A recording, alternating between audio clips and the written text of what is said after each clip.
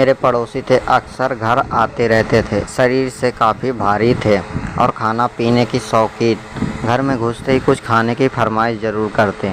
कुछ खाने को भी ना मिले तो चाय तो ज़रूर ही पीते थे। घर में खासकर वो मेरी बुआ से ज़रूर बातें करते, क्योंकि मेरे फूफा जी गुजर चुके थे। बुआ अकेली थी, ऐसे में उन्हें मोरल सपोर्ट भी मिलता जाता था। असल में उस शख्स की बातें इतनी अच्छी थी कि बात करने का तरीका कोई भी उस पर यकीन कर लेता था। इसी वजह से शायद बुआ को उनकी बातें अच्छी लगती थी, पर उसकी यही हरकतें परिवार में बुआ को छोड़ दूसरे को पसंद नहीं आती थी।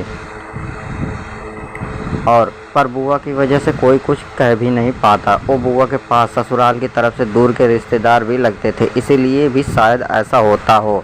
वे दिन मुझे अच्छे से याद है। बारिश हो रही थी ज़ोरदार, झमाझम। बारिश देख मम्मी ने स्कूल जाने से मना कर दिया। अब बचपन में स्कूल ना जाने के लिए मम्मी भी कह दे तो कौन खुश नहीं होगा, इसलिए मैं खुश हो गई। साथ साथ मेरे भाई भी बारिश में स्कूल नहीं गए। वैसे मेरा एक छोटा भाई था जो हमेशा मुझसे बड़ा बनने की कोशिश में लगा रहता था, और दूसरा बड़ा भाई था। खैर, हमने बारिश के मौसम का लुत्फ़ उठाया और रूम में टेंट बनाकर खूब खेला। खेलते खेलते मैं सो गई और जब उठी तो दोपहर के 3 बज रहे थे। बारिश तब तक रुक चुकी थी। मौका मिलते ही भाई भी मेरे घर से बाहर घूमने निकल गया। मम्मी सो चुकी थी। मौका देख मैं भी घर से बाहर निकल गई। मुझे लगा मेरा भाई और बाकी पड़ोस के बच्चे बाहर खेल रहे होंगे, लेकिन जब बाहर गई तो वहाँ कोई नहीं था। मैंने वो सारी जगह छान मारी जहाँ वो हो सकते थे, पर मेरे हाथ कुछ नहीं लगा। मैं उनका इंतज़ार करने लगी। बहुत देर तक कोई नहीं दिखा। बगल में एक बांस की करची पड़ी थी। मैंने उसे उठाया और गीली मिट्टी में कुछ ड्राइंग बनाने लगी। तभी पीछे से अचानक भारी आवाज़ आई। मैंने पलट के देखा तो वहीं अंकल थे, वही जो बुआ से अक्सर बातें करते आते थे। मैंने कहा, जी अंकल। उन्होंने पूछा, और तुम्हारी फौज कहाँ है? आज अकेली खेल रही हो? मैंने कहा, पता नहीं बाकी लोग कहाँ चले गए हैं। क्या आपने देखा वो कहाँ खेल रहे हैं? कहीं आपके घर की तरफ वाले मैदान में तो नहीं खेल रहे हैं? लेकिन वहाँ तो मम्मी ने जाने से मना कर दिया। उन्होंने मेरी बातों का जवाब दिया, नहीं वो वहाँ नहीं, पर मैं जानता हूँ वो कहाँ खेल रहे हैं। मैंने कहा, सच में आप जानते हैं वो कहाँ? उस अंकल ने अपनी गर्दन हिलाई और कहा, चलो मैं ले चलता हूँ, पर मैंने मना कर दिया। मेरे घर के बगल में एक दुकान थी। वो अंकल वहीं जाकर बैठ गए। दुकान वाले से कुछ बातें करने लगे। थोड़ी देर बाद उन्होंने मुझे फिर आवाज़ लगाई। मैं उनके पास गई। उन्होंने मुझे अपनी गोद में उठाया और फिर कुछ बातें करने लगे। दुकानदार से धीरे धीरे उन्होंने अपना हाथ मेरे फ्रॉक के ऊपर फेरना शुरू किया। वो मुझे नीचे छूने लगे। मुझे अजीब लगा, कुछ गंदा भी महसूस होने लगा। मैंने थोड़ा तेज़ी से पैर हिलाया और फिर वो संभल गए।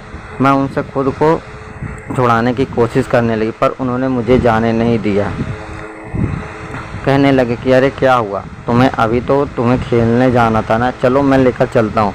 फिर वो दुकानदार गुप्ता जी से कहते हैं, ठीक है मैं चलता हूँ, बच्ची को खेलना है भाइयों के साथ। गुप्ता जी ने कुछ नहीं कहा, जैसे वो जानते हों सारी चीज़ें। मैं उस अंकल के साथ नहीं जाना चाहती थी, पर उन्होंने मुझे ज़बरदस्ती गोद में उठाया और कहीं लेकर जाने लगे। मैंने उनको मना किया, पर उन्होंने मेरी बात नहीं सुनी। पहले मुझे वो एक दुकान पर ले गए। वहाँ कुछ चॉकलेट खरीदकर मेरे हाथ में पकड़ा दिया और कुछ ज़बरदस्ती मेरे मुंह में डाल दिए ताकि मैं कुछ बोल ना सकूं। फिर मुझे वो एक सुनसान रास्ते की तरफ ले जाने लगे।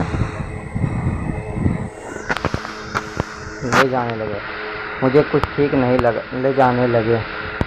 फिर मुझे कुछ ठीक नहीं लग रहा था। मुझे कुछ समझ में आ रहा था मेरे साथ कुछ बुरा होने वाला। चलते चलते वो मुझे आम के बगीचे के तक ले गए और वहाँ ज़बरदस्ती मुझे चूमने की कोशिश करने लगे। मैंने अपना मुंह छुपा लिया और जिद करने लगी, मुझे घर जाना है। जिस रास्ते से वो मुझे लेकर जा रहे थे वहाँ मैं कई बार अपनी दोस्त के साथ जा चुकी थी। वहाँ के कुछ लोग मुझे पहचानते थे। मैंने कहा, अंकल मुझे छोड़ दीजिए, घर जाना है।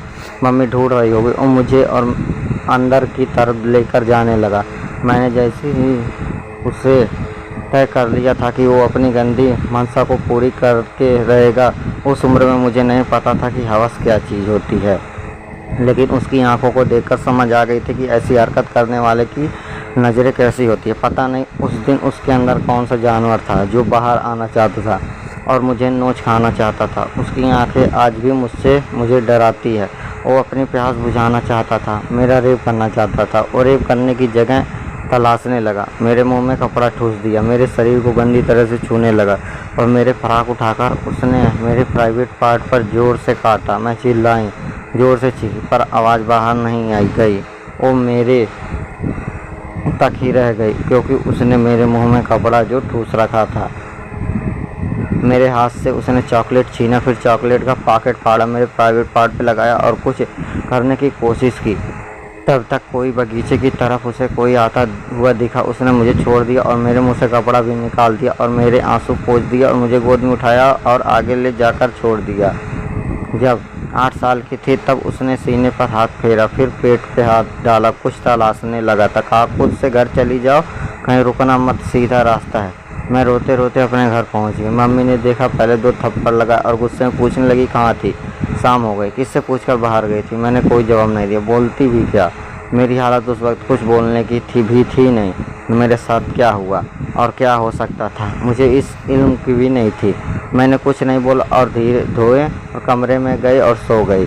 और मम्मी को मेरा व्यवहार कुछ अजीब लगा। उन्होंने मुझे जगाया और पूछा क्या हुआ। मैंने कुछ नहीं बोला। कई महीने बीत गए, मैंने अपनी बात किसी को भी नहीं बताई। मेरे साथ क्या हुआ, मैं किसी चीज़ से गुजर रही हूँ, मैं क्या महसूस करती हूँ, हर रोज़ किसी दर्द से गुजर रही हूँ।